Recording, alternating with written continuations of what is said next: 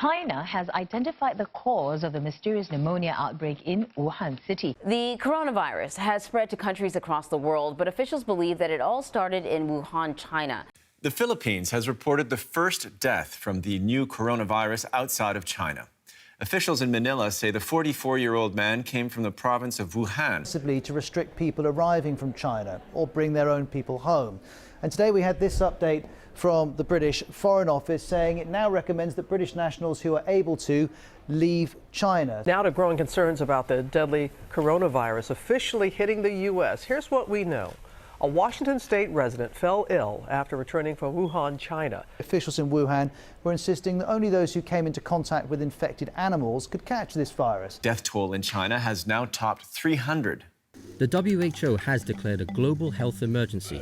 The Chinese government reportedly insisted that the WHO delay any proclamation of a global health emergency. This is, though, an emergency in China, but it has not yet become a global health emergency. It may yet become one. Xi Jinping is the most powerful leader China has had since Mao Zedong. The entire Chinese bureaucracy and security apparatus seeks to please him and reinforce his highest announced priority, stability.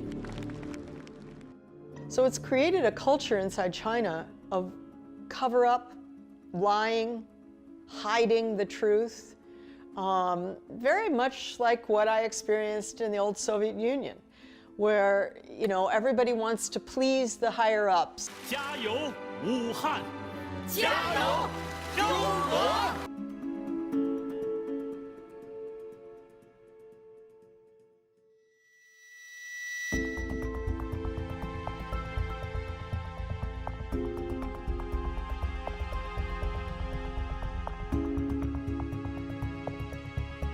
There are a lot of videos like this of this mysterious fogging machine spraying God knows what all over the place. I can't think of any substance you could spray on an open street in the manner that's depicted that would have any impact on a virus at all. So it's very hard to understand what, besides public relations, was the point.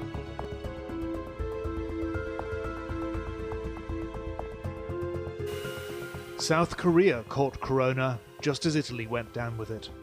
Both suffered explosive outbreaks, but as infections and fatalities soared in Italy, South Korea suddenly began to turn the tide. Total number of coronavirus cases rose dramatically, crossing 3,000. This made South Korea's outbreak the largest outside of mainland China. South Korea did not go into total lockdown. Its manufacturers went into overdrive, producing test kits straight away. After Daegu, Korea ramped up testing around the country. Private and national healthcare systems joined forces to set up a mostly free testing effort that includes more than 600 locations that screen as many as 20,000 people per day. The data was anonymously posted online, so people could check if they came in contact with a confirmed case. This became an important part of its strategy. Not only was it testing aggressively, but it was also contact tracing. Public health trumps privacy, which you surrender in return for greater protection from a killer virus. We are very cautious to prevent the second wave. Every day is the kind of state of war. Italian hospitals are at their absolute limit, with hundreds more deaths reported daily and huge challenges in caring for those infected. In Italy, a terrible milestone. The death toll from COVID-19 in that country now more than 3,400, surpassing the death toll in China, despite Italy's much smaller size. Dove andate con questi cani che ci hanno la prostata infiammata? Dovete stare a casa! Non avete capito che la gente muore!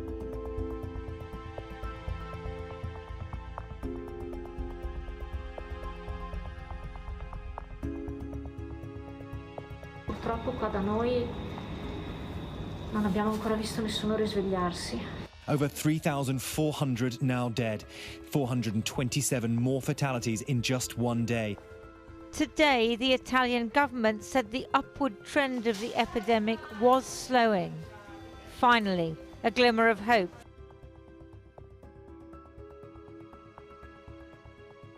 The first case of the deadly Chinese coronavirus making its way to the U.S. A Washington state man testing positive for the deadly virus. CDC, the Centers for Disease Control, says the coronavirus is going to spread in the United States, but the White House today said that it's contained. Who's right? Because of all we've done, the risk to the American people remains very low. People die from the flu, and this is very unusual. And it is a little bit different, but in some ways it's easier, and in some ways it's a little bit tougher. But we have it so well under control. Let's take a look at the global pandemic numbers now. There are more than 1.7 million cases of COVID-19 around the world.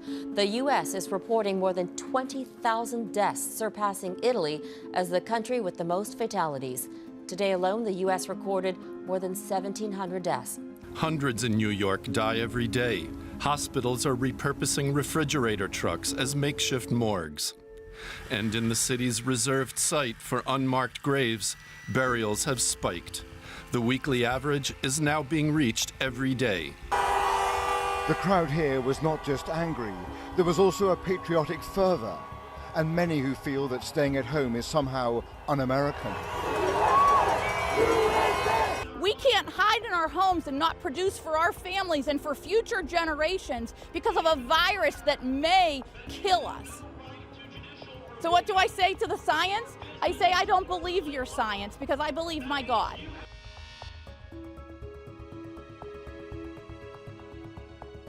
Unfortunately, I'm reporting the first death of a patient with COVID-19 in this country. It was a female from the east of the country with an underlying medical condition. This is the calm before the storm, before the surge. And when it comes, and it will come, never will so many ask so much of so few. How well provided are we in comparison to other European countries? We're roughly at about half the European norm, and we have half the beds that Italy would have. So far, the number of cases in Ireland has been relatively small. However, we believe the number will rise to 15,000 cases or more by the end of the month, and rise further in the weeks thereafter. Ireland remains in a containment phase, which is about identifying and containing all cases, no matter how mild. The restrictions we introduced 2 weeks ago were set to expire on Sunday. Today, the expert recommendation is to extend them for a further 3 weeks until Tuesday, May 5th. The government has accepted this recommendation. It is, of course, our fervent hope that after that we'll be able to begin to unwind the restrictions, but I cannot guarantee that that's going to happen.